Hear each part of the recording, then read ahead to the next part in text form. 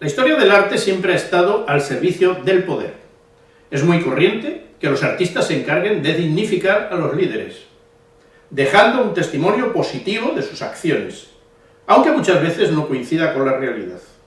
En el caso de Napoleón es muy claro que durante su gobierno existió toda una estrategia para glorificar su figura mediante las obras artísticas, especialmente la pintura. Pero también es cierto que tras su caída política, los artistas se encargaron de destruir el mito.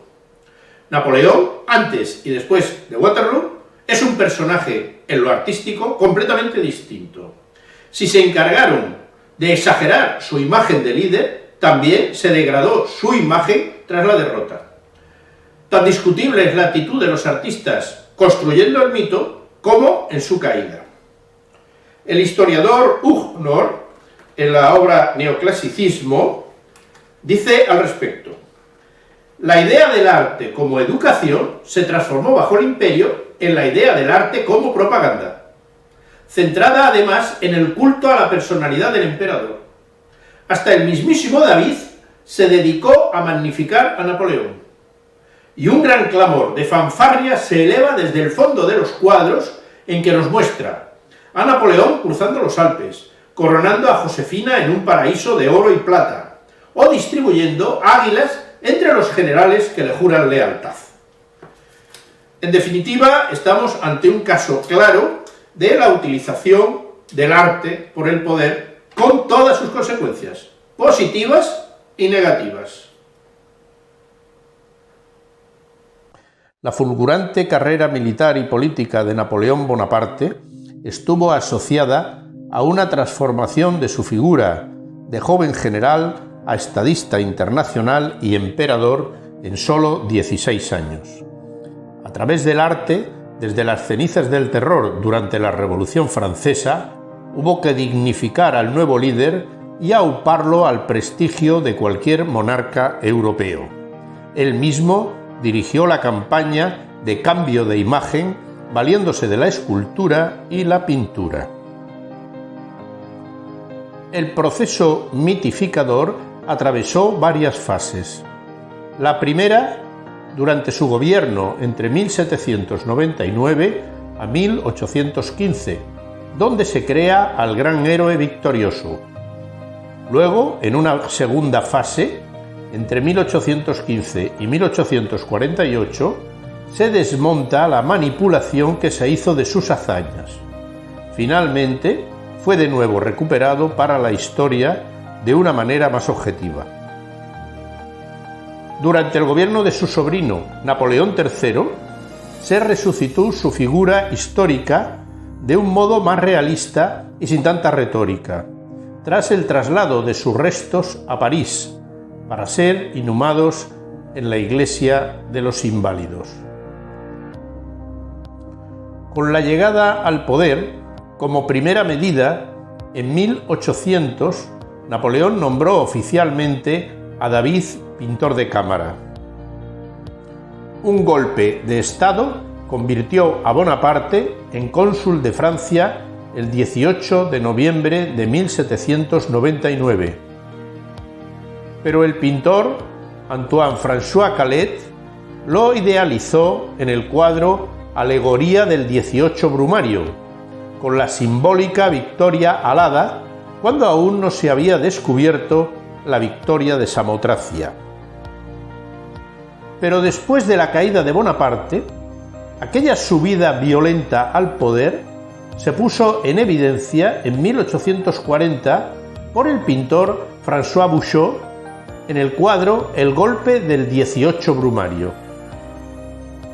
La pintura, que muestra la acción violenta de los soldados disolviendo el Consejo de los 500, mientras sus miembros abuchean a Napoleón como el antihéroe golpista.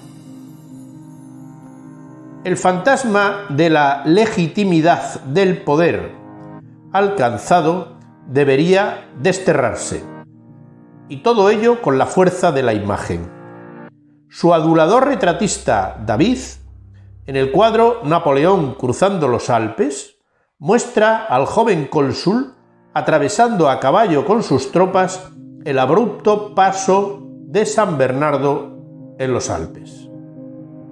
El pintor Paul Delaroche pintó en 1842 la auténtica realidad histórica, que fue muy diferente.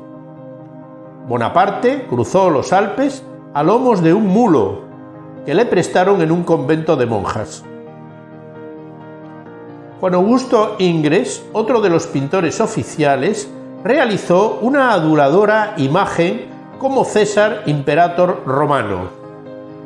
Napoleón, en el trono imperial, es una obra sedente, hierática, fría e inexpresiva, un recurso del poder para alimentar el culto al líder y así compensar su humilde cuna. Al pintor François Gérard se le encargó el retrato oficial, vestido como un monarca más. En el cuadro Napoleón I se le aumentó sensiblemente la estatura con el flequillo caído para disimular su incipiente calvicie. Más realista fue la visión del personaje después de su derrota.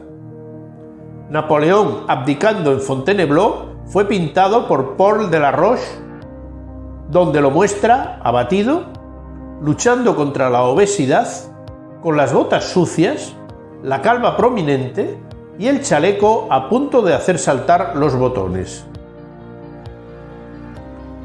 Otra constante fue la distorsión de la verdad histórica por exigencias del liderazgo. Este fue el caso de la representación oficial del acto de la coronación de Napoleón, en que se coronó a sí mismo y no por el Papa. El pintor David, para eludir cualquier insinuación de usurpación, convirtió el tema del cuadro en la coronación de Josefina. Donde los efectos publicitarios se hicieron más patentes fue en la representación de las diversas batallas ganadas por Napoleón, con un tratamiento glorioso del tema. Este fue el caso de la victoria de Austerlitz, pintada por Gérard. Como era previsible, tras la caída del mito, vieron la luz los cuadros sobre sus derrotas militares, como la batalla de Waterloo del pintor Sadler.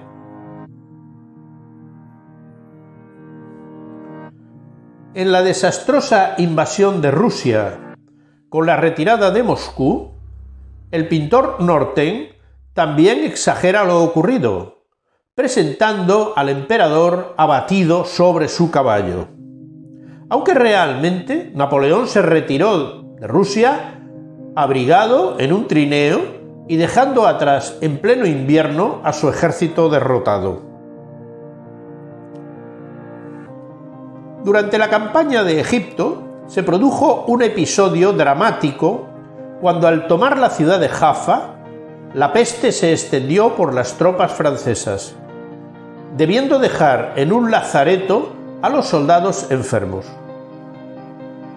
Ante la imposibilidad de llevarlos de regreso, se extendió el rumor por París de que el propio Napoleón aconsejó a sus médicos suministrar una dosis letal de láudano a los enfermos terminales.